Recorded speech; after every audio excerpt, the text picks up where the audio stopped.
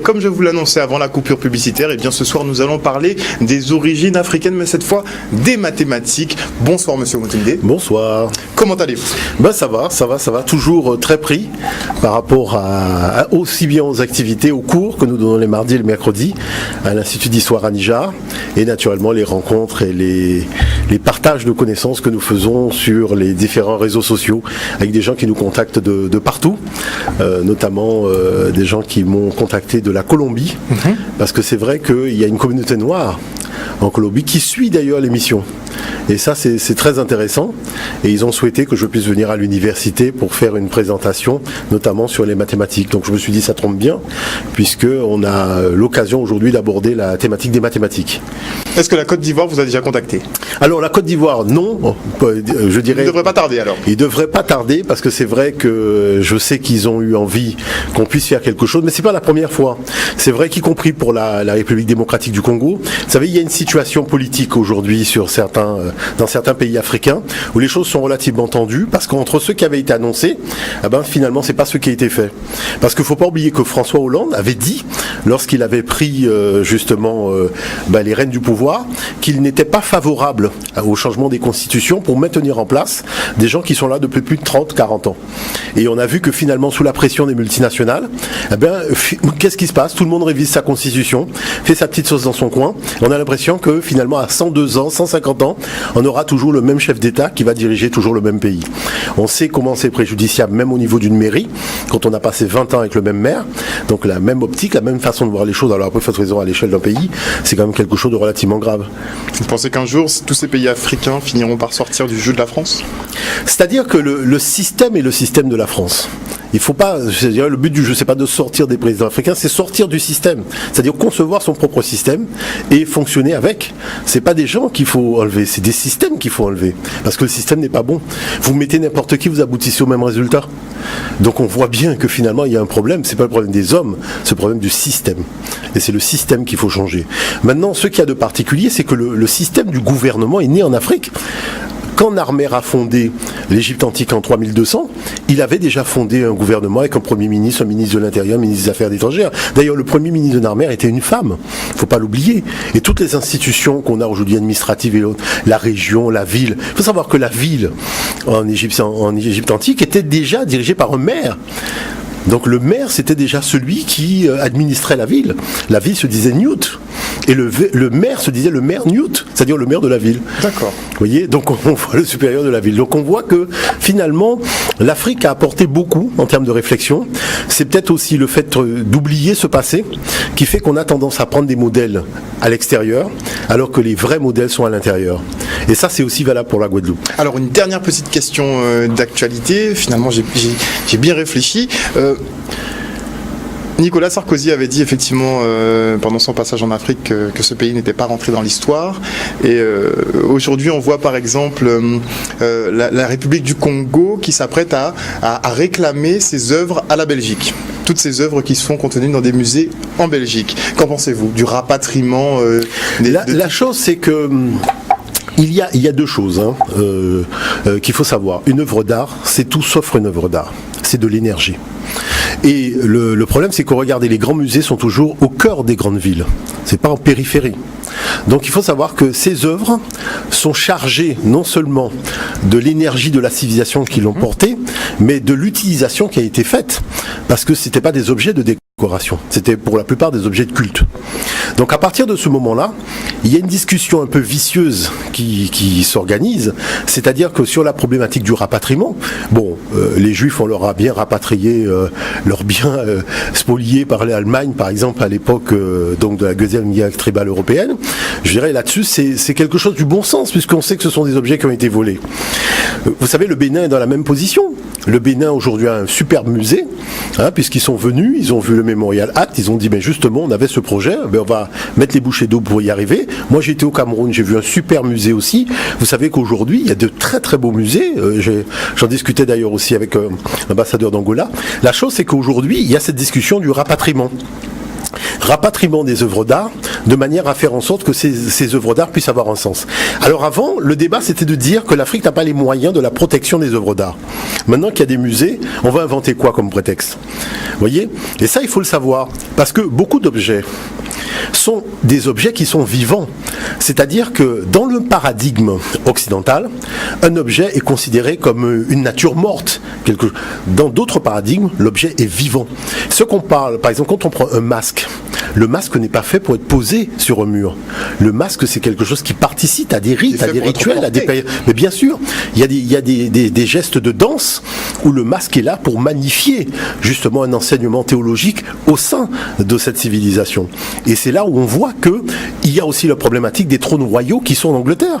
Beaucoup de trônes royaux, pour empêcher la problématique de la succession royale à l'époque de la colonisation, on a carrément supprimé le trône royal. Et le trône royal, vous allez retrouver en Angleterre, vous allez retrouver aux États-Unis, mais il y a le problème du rapatriement de tous ces trônes-là, ça aussi. Donc il y a toute une problématique de fond qu'il faut tout simplement rendre aux rois africains ce que César a pris et tous ceux qui l'ont suivi aussi. Et ça, c'est quelque chose de très très sérieux. Parce que les meilleurs experts des œuvres d'art africains sont en Afrique. Les meilleurs experts, des gens qui peuvent vraiment expliquer ce que c'est que cette œuvre-là, se trouvent en Afrique aujourd'hui. C'est pas un Européen qui n'y connaît rien, qui regarde donc du haut de ses prétentions un peu de race supérieure des objets, qui va venir nous expliquer ce que c'est qu'un masque africain. Vous voyez, en ayant oublié le principe de base qui est l'humilité. Et quand on se met à discuter maintenant du rapatriement, alors on va prendre les richesses dans le sous-sol africain. Donc là, il n'y a pas de... personne n'en discute vraiment, puisqu'on parle de tous les sujets sauf de celui-là. Mais la problématique de fond, c'est que tous ces objets qui font quand même la beauté aussi, c'est vrai, de grands musées, parce qu'il n'y a pas que l'Afrique subsaharienne, il y a aussi la problématique des objets d'antiquité, parce que c'est le même problème aussi qu'à l'Égypte aujourd'hui, même si les objets n'appartiennent pas directement aux habitants d'aujourd'hui, mais il y a la problématique de comment ces objets sont sortis de l'Égypte. Et il y a tout cela, toute cette problématique aujourd'hui qui fait que l'Europe est en porte-à-faux. Mais et ça, il faut le dire sérieusement. On vide les musées européens des œuvres d'art et des antiquités africaines, il ne resterait pas grand-chose alors. Ils n'ont qu'à faire des copies. Ça rapporterait moins. Non, c'est-à-dire que le problème mais il faut comprendre une chose. Un grand musée, c'est je dirais un appel touristique important.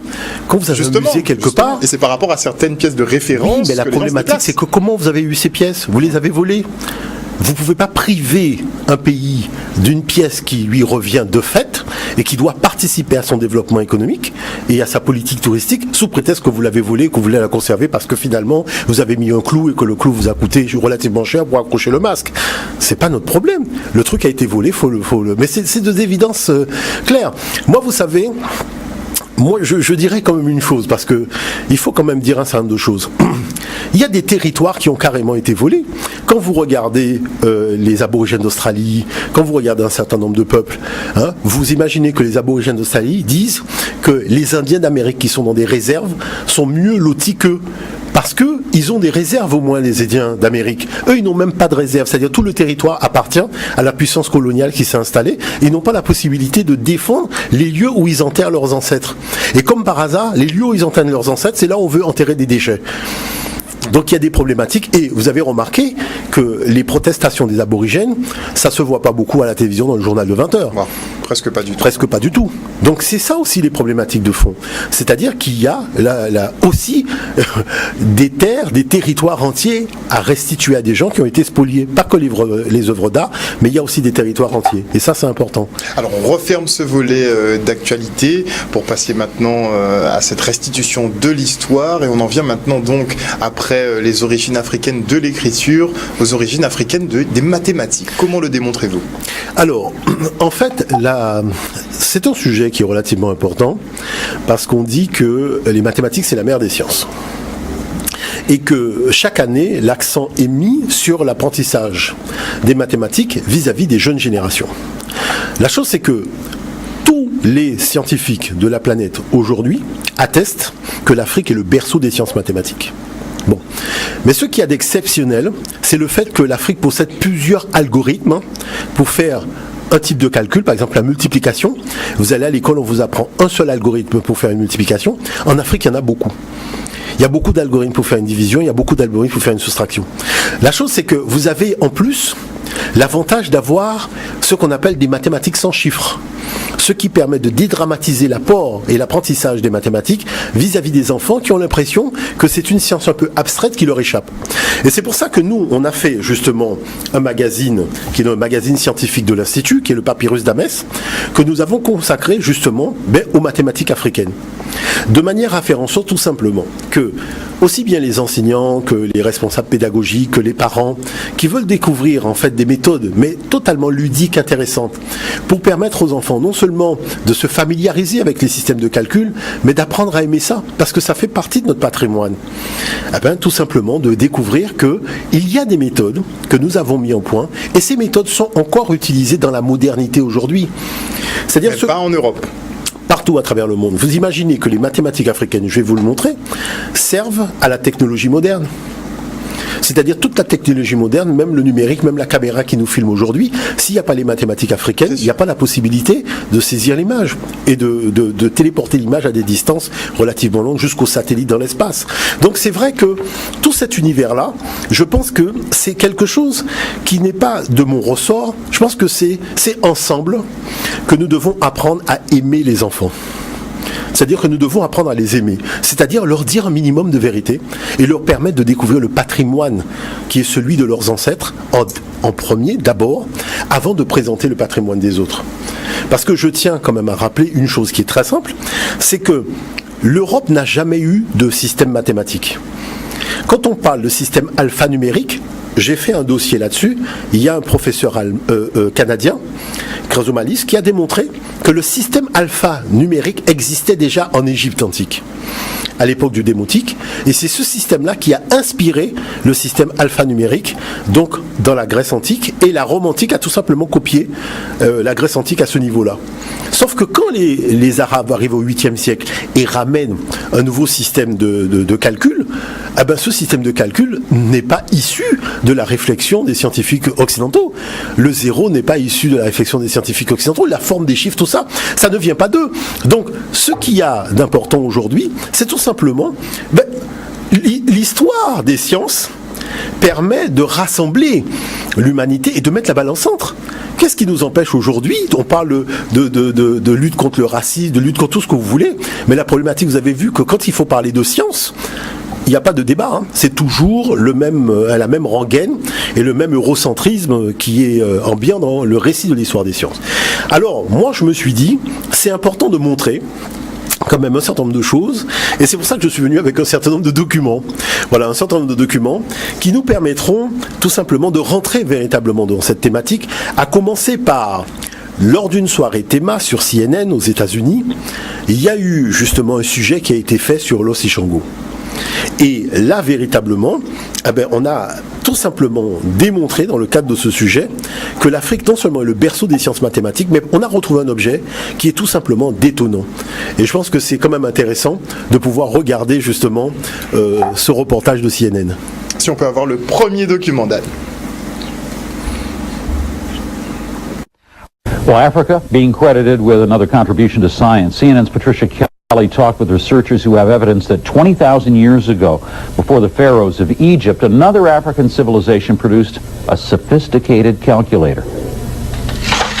Proof that primitive man was well acquainted with mathematics lies under lock and key in the dusty archives on the 19th floor of Belgium's Royal Institute of Natural Science. Best described as a prehistoric calculator, it's a piece of animal bone, just 10 centimeters long, about 4 inches. Discovered in the 1950s by a leading Belgian archaeologist, the bone was found near Lake Edward at Ishango, on the border between the Congo and Rwanda. What sets the bone apart from the other fossils and fragments found at Ishango are its markings, groups of notches arranged in 3 distinct columns. They are very, very well organized. They are not made at random. If you can make notches at random just to count how many animals you have killed today or something like that, but it's rather well organized. When the notches are counted, a series of number sequences emerges. They suggest a number system based on 10, another based on 12, as well as a knowledge of multiplication and of prime numbers. This is a replica of the bone. It's thought this piece of quartz at the tip may have been used for writing or engraving. The Ashango bone may also be proof that a highly advanced civilization existed in Central Africa 15,000 years before the emergence of Egyptian culture. Homo sapiens may therefore have evolved in Central Africa before anywhere else in the world. We have more and more proofs of mathematical activities in Africa, not written, but on stones, on bones, on strings.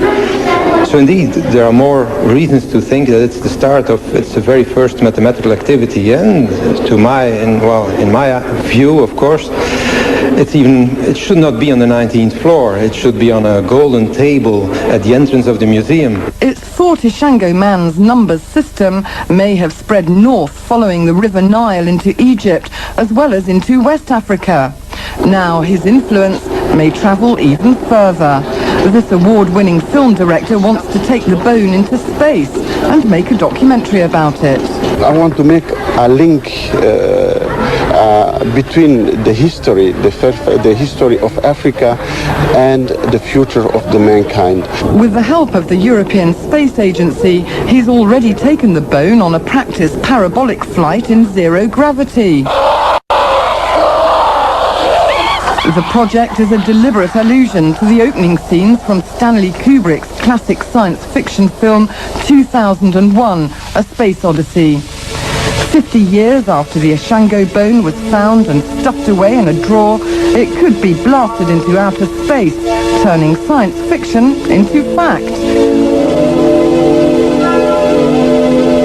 That could happen even before it goes on public display here on Earth.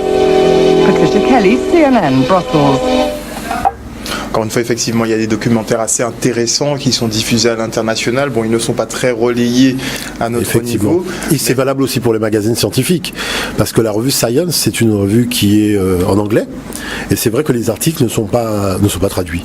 Voilà, il faut carrément accéder à l'information en anglais. C'est valable aussi pour les magazines scientifiques d'Amérique du Sud, et notamment une chose quand même relativement dommageable qui est arrivée, c'est le fameux musée qui a brûlé au Brésil, parce que j'avais montré le crâne qui prouvait que c'était des Noirs qui étaient les premiers habitants d'Amérique du Sud, et ces crânes se trouvaient dans le musée qui a brûlé.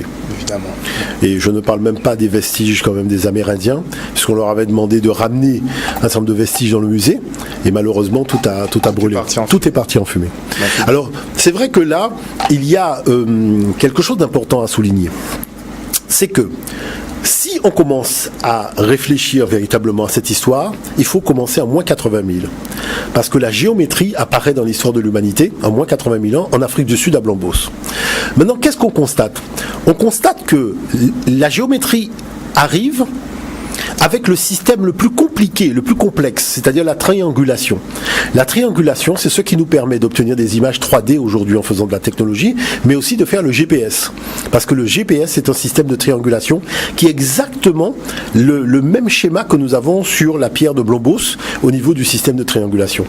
Donc il y a quelque chose là qui est relativement important, parce que c'est un système de pavage qui est totalement inédit, parce que le système de triangulation n'existe pas à l'état normal dans la nature.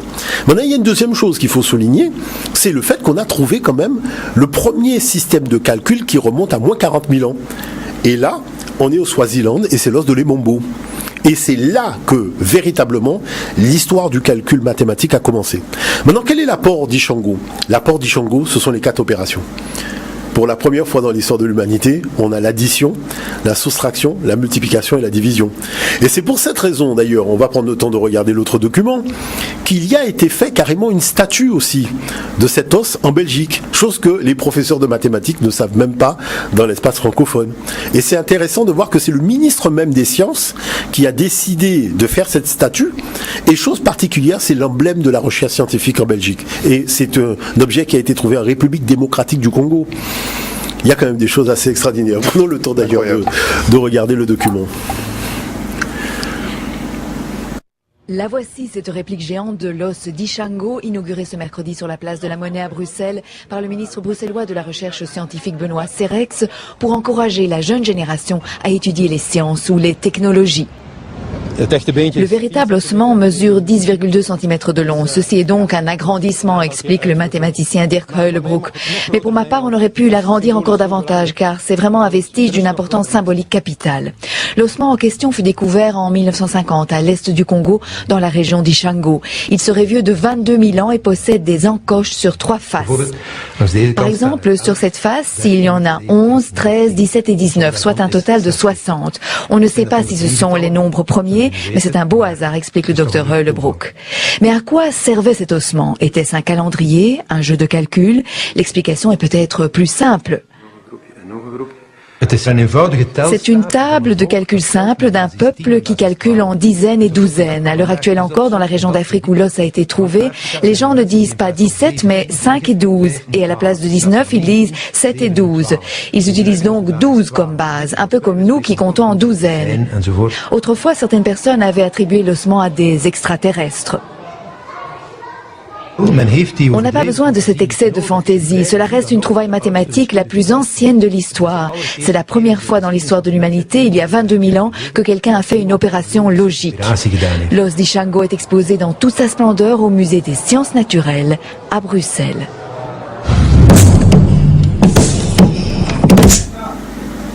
Donc comme je vous le disais hors plateau, ça fait quand même un siècle qu'ils savent que tout...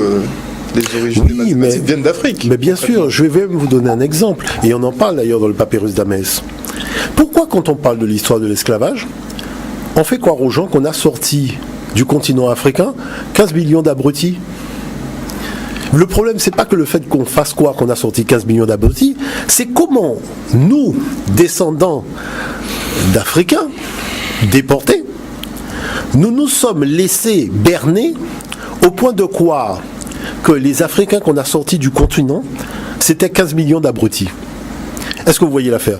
Quand vous prenez le temps de voir toutes les plus grandes découvertes faites dans la Caraïbe, en Amérique et autres, mais c'est les Noirs qui sont à l'origine de tout ça. Pourquoi on a fait des lois interdisant aux esclaves de déposer des brevets?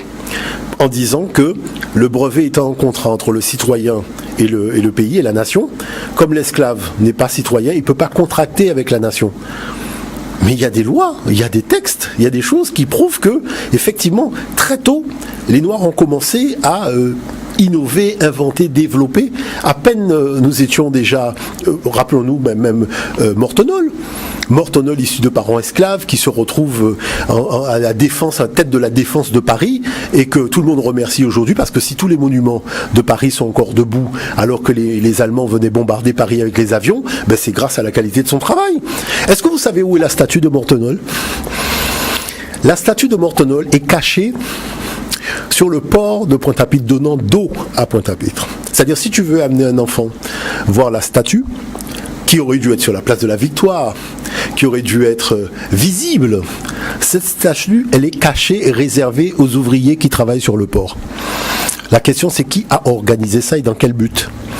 Vous voyez, parce que là, il y a quand même des choses extraordinaires.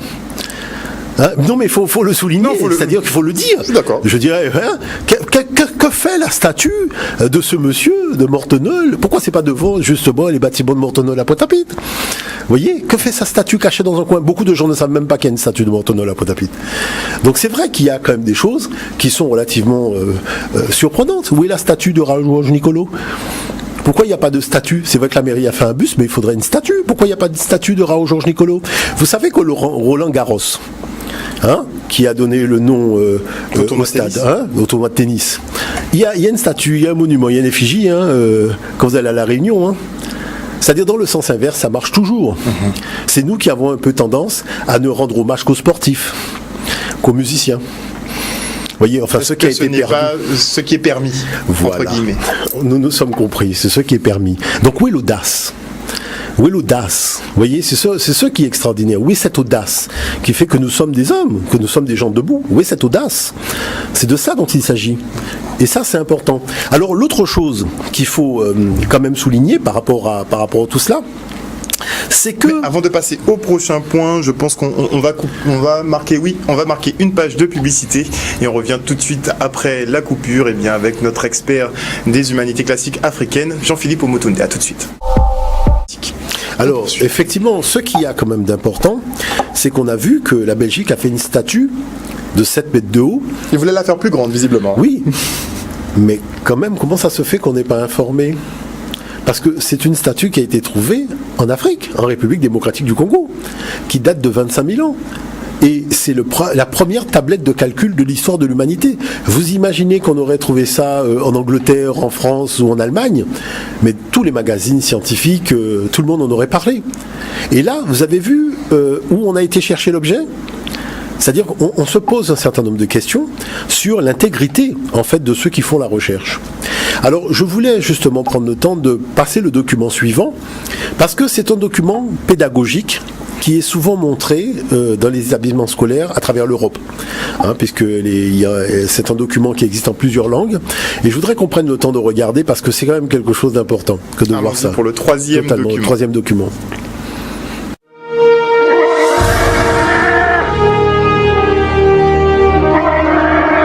Alors, d'où vient 1 ? C'est à une date relativement récente, il y a environ 20 000 ans, qu'on a la première preuve tangible de l'existence de 1 et de son utilisation pour compter. Bien sûr, à la naissance, il n'avait pas cette tête-là. À l'époque, 1 n'était qu'une entaille sur un os. Cet os, qu'on appelle le bâton d'Ishango. Il a été découvert il y a peu de temps au Congo. Regardez ces petites marques. Nous savons que chacune représente un 1. Mais comment en sommes-nous sûrs ?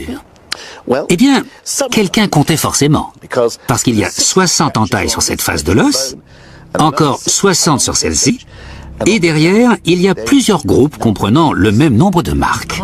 Impossible à faire si on ne compte pas. Le bâton d'Ishango marqua sans doute un tournant décisif dans l'histoire de l'humanité. Les zoologistes affirment que les autres mammifères sont capables de compter jusqu'à 3, voire 4, mais pas au-delà.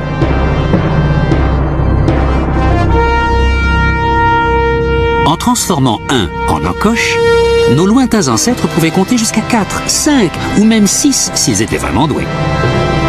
En fait, ils pouvaient additionner autant de 1 qu'ils le voulaient.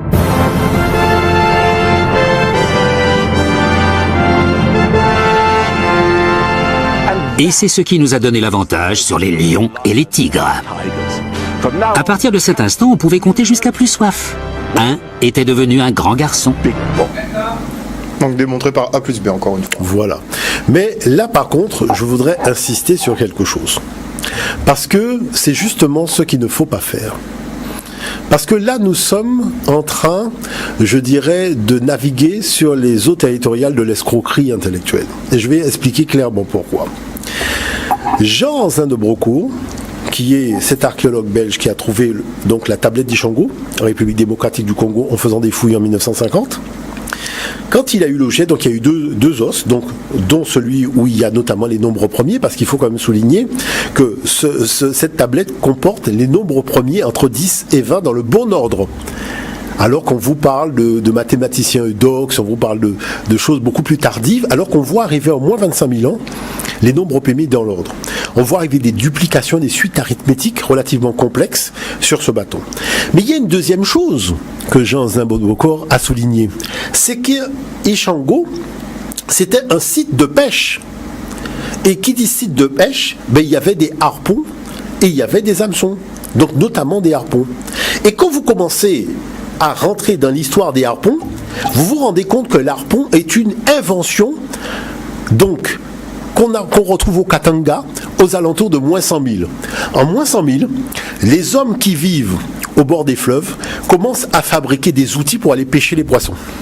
Donc on se retrouve avec un harpon, et ce harpon qu'on a aux alentours de moins 100 000, donc au Katanga, donc c'est dans le sud de la République démocratique du Congo. Ishango est dans le nord, donc au nord-est.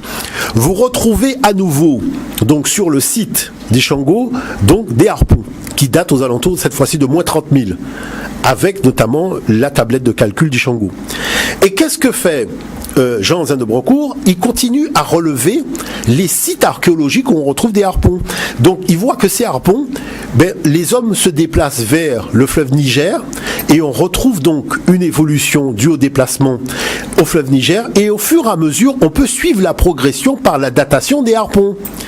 Mais qu'est-ce qui se passe? Pour des raisons climatiques, les hommes qui sont partis donc du côté du Niger reviennent vers le Soudan et se refixent à la vallée du Nil. Et c'est pour ça qu'aux alentours de 10 000, moins 10 000, moins 5 000, le long du fleuve Nil, on retrouve les harpons. Et on va retrouver les harpons sur le site de Nagada. Nagada, c'est la localité où a été fondée la royauté pharaonique, venant du Soudan. Et qu'est-ce qui va se passer dans la royauté pharaonique? Le harpon va devenir le chiffre 1. Et comment on fait un harpon? On fait un harpon comme ça. Et comment on fait un chiffre 1? On fait un chiffre 1 comme ça. Et donc ce chiffre 1 va être appelé Wa. Et quand vous prenez les textes théologiques des Africains de l'Antiquité, quand ils notifient Netcher Wa, ça veut dire le Dieu unique. C'est-à-dire quand vous prenez les textes sacrés africains, à une époque où Abraham n'existait pas, tous ces peuples dont vous entendez parler en Orient n'existaient pas, l'Afrique a écrit Netcher Wa, le Dieu unique. Wa qui veut dire un. Comment vous faites pour imaginer, quand vous faites un documentaire sur le chiffre 1, vous mettez l'histoire du chiffre 1 et vous mettez le 1, dont on voit bien que le 1 c'est un harpon, puisqu'on fait ça, c'est le harpon. Et vous êtes en train de dire que l'Afrique a inauguré le premier 1 en faisant des traits, en passant sous silence que l'Afrique a inauguré le 1 que vous utilisez jusqu'à aujourd'hui, et que l'Afrique a inauguré aussi le 0. Parce qu'il ne faut pas oublier que le langage informatique, c'est le 1 et le 0. Et le 0 a été trouvé dans le tombeau d'un comptable, par un archéologue français. Et c'est Néferhotep qui, sur les papyrus Boulak 18, avait notifié le 0 sous l'appellation de Néferou. Parce que la problématique qu'avait soulevée chez Kanta, c'était est-ce que les anciens laissaient un espace vide où il y avait un symbole hiéroglyphique pour notifier le 0. Et c'est sur le papyrus Boulak 18 qu'on voit qu'il n'y a pas d'espace vide, il y a effectivement un symbole qui est le Néferou, et qui a été validé par Alan Gardiner quand il a fait donc sa grammaire hiéroglyphique. Donc on voit que toute l'histoire scientifique et mathématique de l'Afrique, qui sert aux intérêts des autres, est complètement passée sous silence, elle est rendue complètement opaque. Et même quand on se donne les moyens de faire des documentaires, on ment. Alors moi je dis, il ne reste plus qu'une chose. Faisons nos documentaires nous-mêmes. Donnons-nous les moyens de faire les documentaires et arrêtons de mentir à la jeunesse de la planète. Parce que là, c'est du mensonge éhonté. Vous voyez ce que je dis par là? Tout le monde sait quand on est... Parce que il faut savoir que Jean-Zin de Brocourt a publié en 1962 un article dans la revue Scientific American aux États-Unis où il parlait déjà de cette problématique des harpons. Donc c'est pas quelque chose de hier. Nous parlons de 1962, la revue du Scientific American. Donc vous vous rendez compte que s'il y a opacité, c'est une opacité volontaire. Parce que les choses étaient déjà connues. Et ça, c'est important de le souligner. Maintenant, est-ce qu'on cache cette affaire de Wa parce qu'il y a Netcher Wa qui veut dire le Dieu unique? Moi, c'est pas mon problème. Parce que les Africains dans l'Antiquité ont pris comme symbole de Dieu le soleil. Et venir raconter que les Africains de l'Antiquité étaient polythéistes en ayant pris comme symbole le soleil, la question c'est combien de soleil il y a dans le ciel? Bonne question. Voilà la problématique de fond. Voyez, donc c'est là où on voit qu'on profite de l'ignorance des gens. Moi, quand je dis aux gens, mais venez étudier, on a monté un institut, venez étudier, arrêtez de vous faire berner toute la journée en écoutant des débats scientifiques, en lisant des revues. Tout le monde ment. C'est-à-dire, il y a une espèce de contexte généralisé du mensonge où on ment. Parce que nous sommes dans de la géopolitique. Il faut comprendre ça. Nous sommes dans de la géopolitique. Il faut descendre des intérêts, on défend des intérêts économiques en tordant le cou à l'histoire, en faisant à l'histoire dire ce qu'elle ne dit pas. C'est ça les problématiques de fond. On cache des documents pour ne pas qu'on ait la totalité de tout ce qui a été fait par l'humain dans ce domaine-là. Dans quel but tout cela est fait? Vous voyez? La problématique, elle est là. Supériorité à quelqu'un. C'est-à-dire qu'on veut tout simplement enfoncer la tête du monde noir dans de la vase en faisant croire aux gens qu'ils ne sont pas porteurs d'un génie. Mais tout le monde profite du génie que les anciens ont élaboré et diffusé à travers le monde. Il y a quelque chose qui est totalement indécent.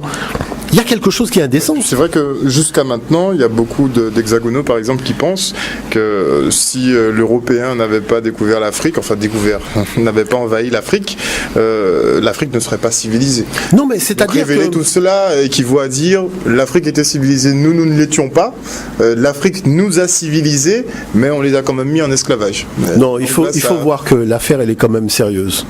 Nous parlons de choses sérieuses. Moi, je fais une intervention dans l'établissement scolaire, ici, et il y a une jeune fille d'ascendance européenne qui me dit écoutez, monsieur, j'ai quelque chose à dire. Je lui dis je n'ai même pas encore commencé. Elle me dit non, il faut que je dise quelque chose au préalable avant même que vous commenciez. Je dis mais c'est étonnant parce que je n'ai même pas encore allumé le vidéoprojecteur, on n'a même pas encore sorti les feuilles d'exercice, et tu veux déjà dire quelque chose. Elle dit oui. Donc je dis écoute, on t'écoute. Et donc moi, je la laisse parler pendant que je suis en train d'arranger mon vidéoprojecteur. Et elle dit, vous savez, je tiens quand même à vous dire tous une chose ici, dans cette salle de classe, c'est que si vous avez des chaussures aux pieds, que vous êtes habillés aujourd'hui, c'est parce que les Blancs sont arrivés un jour en Afrique. Voilà, un peu ce parce que si on n'était pas arrivé, vous seriez toujours en train de voler de liane en liane. Alors, la première chose que je lui dis, est-ce que tu es sûr de ce que tu dis? Elle me dit oui. Je lui dis, donne-moi un exemple. Elle me dit voilà, un exemple c'est la salle de bain. Avant l'arrivée des Européens, la salle de bain c'est quelque chose que aucune personne sur le continent africain n'a jamais connu. Je me retourne vers les enfants, je dis aux enfants, est-ce que vous avez déjà vu la publicité où la reine Néfertari prend son bain? Les enfants me disent oui. Et je dis, quelle est la particularité de l'eau? Les enfants me disent, mais c'est du lait.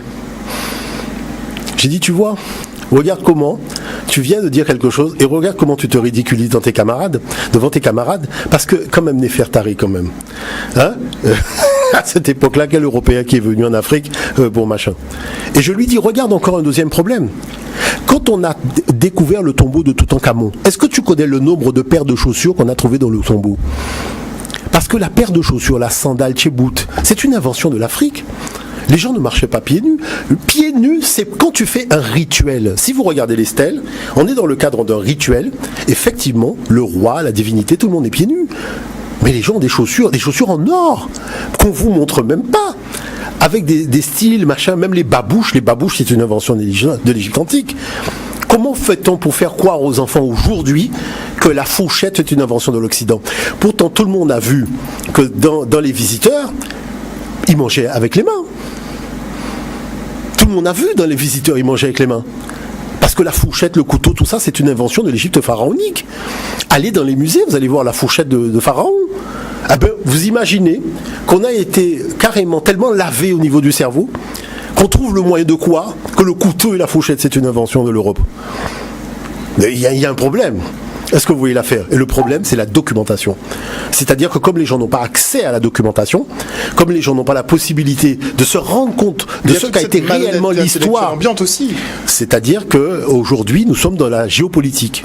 Et la géopolitique, et c'est la même chose que je dis aux Européens quand je suis en Europe. Je leur dis, on a beau dire que les 500 dernières années de l'histoire européenne, ces 500 dernières années coloniales, c'est-à-dire tous les récits, l'actualité politique, l'actualité économique, l'actualité historique, tout était à relent colonial, c'est-à-dire la vérité avait été suppliciée depuis. Tout le monde croit que ce qui a été dit est la vérité. Alors du nord comme au nord et au sud, on a beau parler de période coloniale, les gens pensent que les historiens racontaient la vérité, alors que l'historien est au service d'un projet colonial. Donc il ne peut pas dire la vérité. Puisque le vainqueur, on dit que quand le vainqueur écrit l'histoire, effectivement, il peut la mettre à sa sauce. Hein. Voilà la problématique de fond. Et ça c'est important. Alors je voulais souligner maintenant sur le document suivant quelque chose d'important. Et je voulais vraiment remercier un des responsables des pêcheurs de la Guadeloupe qui est venu me voir. Parce que vous savez que les enfants aujourd'hui, quand ils ont un papa pêcheur, ils ont l'impression que papa, finalement, c'est pas vraiment un métier rimant avec un peu tout ce qui est de l'ordre de l'intellect. Mais la chose, c'est qu'il ne faut pas oublier que ce sont les pêcheurs qui ont inventé les nombres premiers. Ce sont les pêcheurs qui ont inventé l'addition, la soustraction, la multiplication, la division. La tablette d'Ishango, ce sont des pêcheurs qui l'ont réalisée. Si nous sommes capables aujourd'hui d'envoyer une fusée dans l'espace, il faut quand même dire une chose, ce sont les pêcheurs qui ont initié les sciences mathématiques dans l'histoire de l'humanité. Et c'est pour ça que c'est important d'écouter le professeur Adjamabou en parler. On y va. d'Ishango a été trouvé dans cette région de la République démocratique du Congo, qui est appelée Ishango et qui est au bord du lac Édouard. Le lac Édouard étant la source occidentale du Nil. Cette os est datée de 25 000 ans. Donc 25 millénaires. Et sur cette os sont gravées 3 séries de nombres. Et la série de nombres qui retient notre attention, c'est la série avec les nombres 11, 13, 17 et 19. C'est des nombres dits premiers. Premiers, en gros, c'est des nombres indivisibles. Indivisibles dans ce sens que on ne peut pas les diviser en quantité plus petite et supérieure à 1. Sur ce morceau d'os, nous voyons non seulement 4 nombres premiers, mais 2 couples de nombres premiers formant un quadruplé. N'importe quel quadruplé de nombres premiers peut être obtenu à partir de celui inscrit sur l'os d'Ishango. D'une certaine manière, on peut dire que ce quadruplé qui est inscrit engendre tous les quadruplés imaginables. À partir de l'os d'Ishango, eh bien, on pose des problèmes mathématiques qui sont à la pointe de la recherche mathématique actuelle. Est-ce que ces propriétés remarquables des nombres premiers relèvent du hasard? Eh bien, je suis arrivé à la conclusion que non. Et personnellement, j'ai vécu au bord de la mer. Et j'ai les souvenirs pleins d'images de pêcheurs qui partagent le butin. Et donc quand le butin de la pêche est ramené, eh bien les pêcheurs se partagent entre ceux qui ont contribué à la pêche. Et les habitants de cette région ont cette activité de pêche parce qu'ils habitent au bord d'un grand lac qui est la source occidentale du Nil. Donc ils tombent nécessairement sur des quantités de poissons qui ne peuvent pas être divisées en des parties plus petites et supérieures à 1. Donc on ne peut pas dénier à ces pêcheurs la connaissance pratique des nombres premiers. Un certain nombre de documents très précis.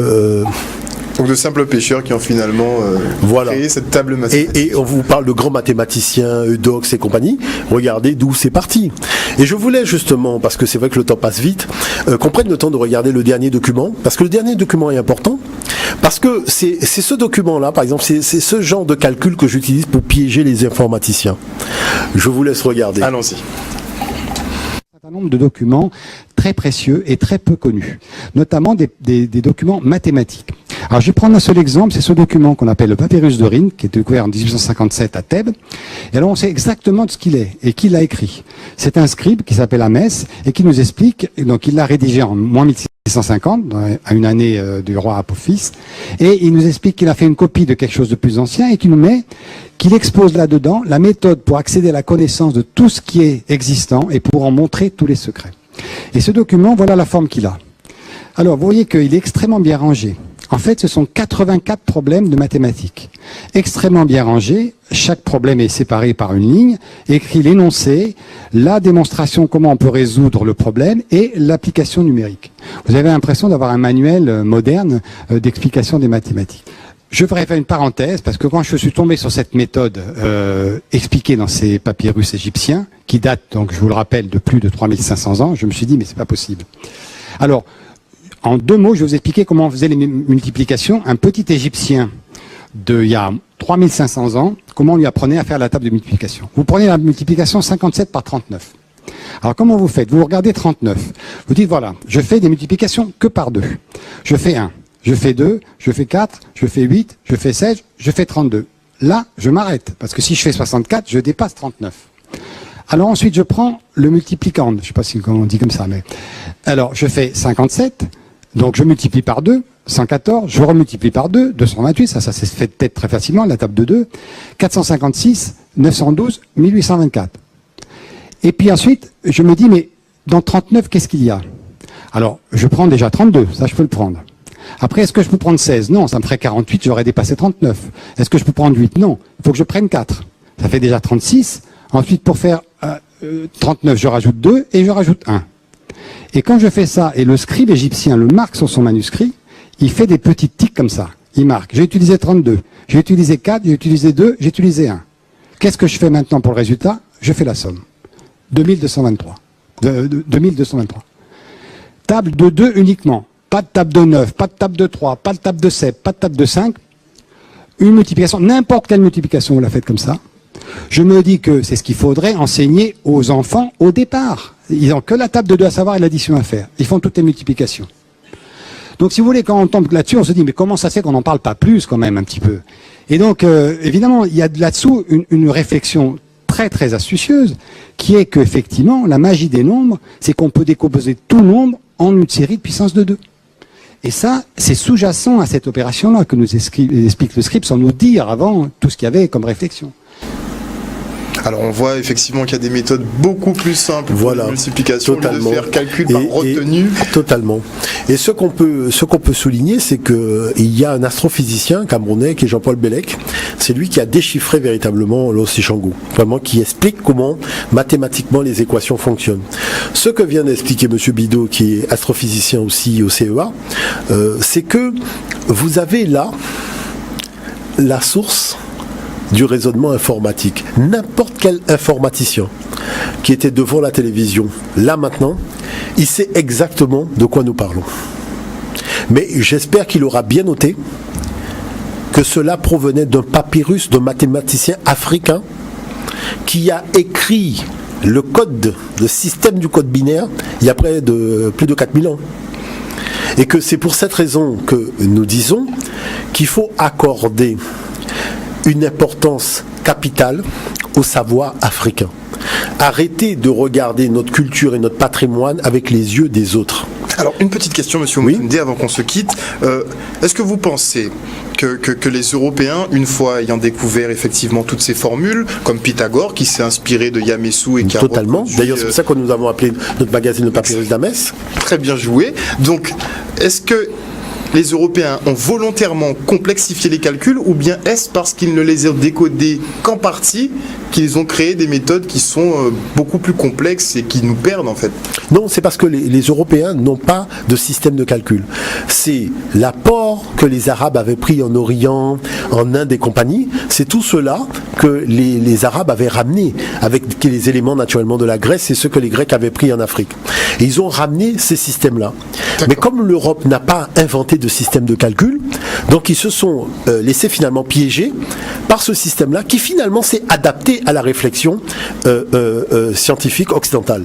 Mais lorsqu'il a fallu faire la technologie, on s'est aperçu que l'algorithme de la division est différent de celui de l'addition, qui est différent de celui de la multiplication, qui est différent de celui de la soustraction. Or, l'Afrique a inventé un algorithme.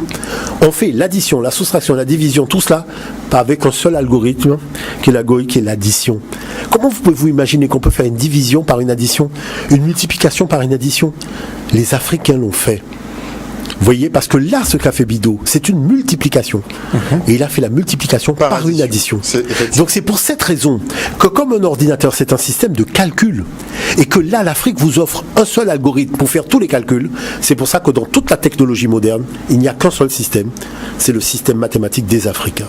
Et ça, il convient aujourd'hui de le dire ouvertement, que tout le monde le sache définitivement, et que les informaticiens prennent la mesure de tout cela et acceptent de se former un minimum aux mathématiques africaines. Je le dis parce qu'il y a beaucoup d'autres méthodes de programmation quand on commence à regarder sérieusement ces mathématiques.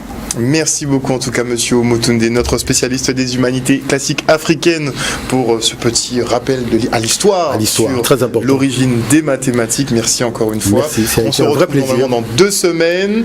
Est-ce que vous avez déjà ciblé la thématique? Je pense qu'on va parler de la monnaie.